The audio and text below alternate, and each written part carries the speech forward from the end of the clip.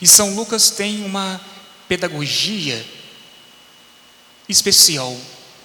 Ele mostra sempre um Jesus misericordioso, um Jesus bondoso, um Jesus que procura a nossa salvação, que deseja que nós encontremos a salvação. É sobre essa salvação que a liturgia de hoje propriamente vai dizer.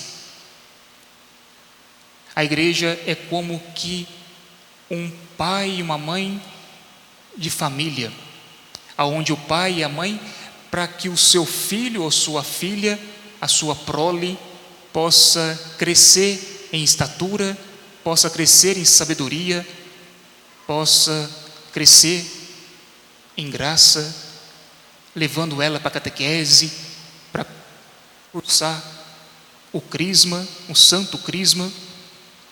Assim como os pais cuidam dos filhos, também a Mater Ecclesia Dei, a mãe igreja de Deus e nós, ela também procura que nós sigamos esses passos, que cumpramos essa finalidade.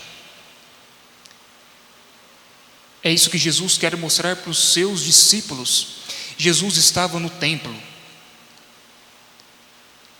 E ali no templo, o evangelista Lucas não nos fala, mas se nós olharmos para a mesma perícope, a mesma passagem, o paralelo, no Evangelho de Mateus, nós veremos que Jesus, ele está dentro do templo, mas com os fariseus.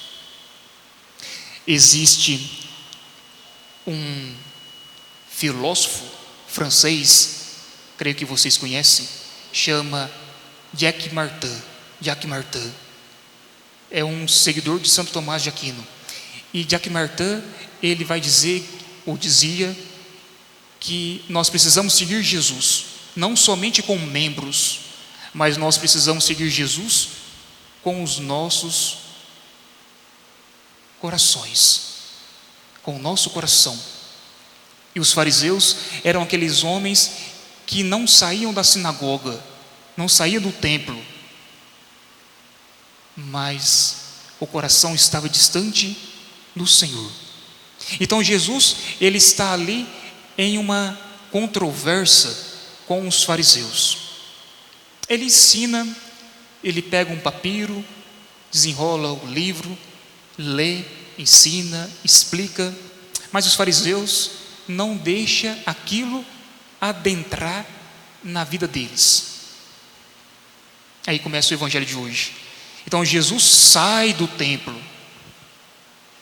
e esses alguns são os seus discípulos, estavam um pouquinho afastados. Se nós lermos as perícopes da leitura, nós veremos que eles estão afastados de Jesus, e eles falam: Senhor, quando virá esse momento? Quando será esse momento? Percebam que os discípulos preocupam com o tempo, não com a causa. Nós poderíamos dizer que eles não preocupou com a causalidade, mas com a temporalidade.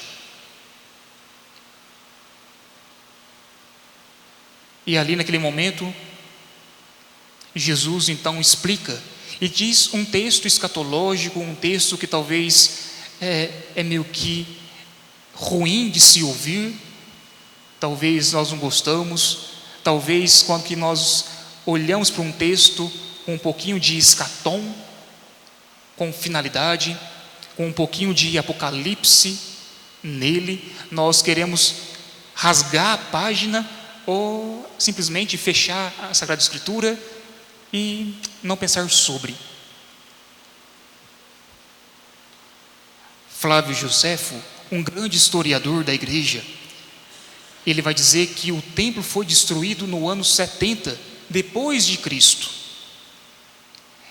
E quando Flávio Joséfo, ele deixava o Egito e ia para Constantinopla, ele passando por Jerusalém, ele viu que Jerusalém estava em ruínas, porque ele próprio, Tito, o imperador romano, sitiou Jerusalém, destruiu Jerusalém. E Flávio Joséfo vai dizer que Tito, nesse momento, chorou. Chorou pela cidade que era bela, tinha uma bonita aparência, era uma cidade formosa, era uma cidade encantadora. Então, Tito, que tinha destruído a cidade, ele chora pela cidade física, o templo. E aí, até hoje, só existe lá o muro de lamentações. Outra construção não existe, mas o muro de lamentação está lá. Tito chorou. Se nós olharmos para o evangelista Mateus, nós veremos que Jesus, antes de entrar em Jerusalém, 70 anos antes, ele também chorou, mas ele não chorou pela cidade, ele chorou pelos habitantes da cidade. Jesus, naquele momento, então, ele chora porque, diz o texto original, Kairos tes episcopes, eles não reconheceram o tempo da visitação, o tempo da graça. Eles não reconheceram. E talvez não seria demagogia dizer que quando nós lemos um texto assim, talvez nós nos preocupamos porque nós não reconhecemos a graça. Talvez a conclusão que você que chega, mas talvez nesse momento as palavras nos impactam porque nós não reconhecemos a misericórdia.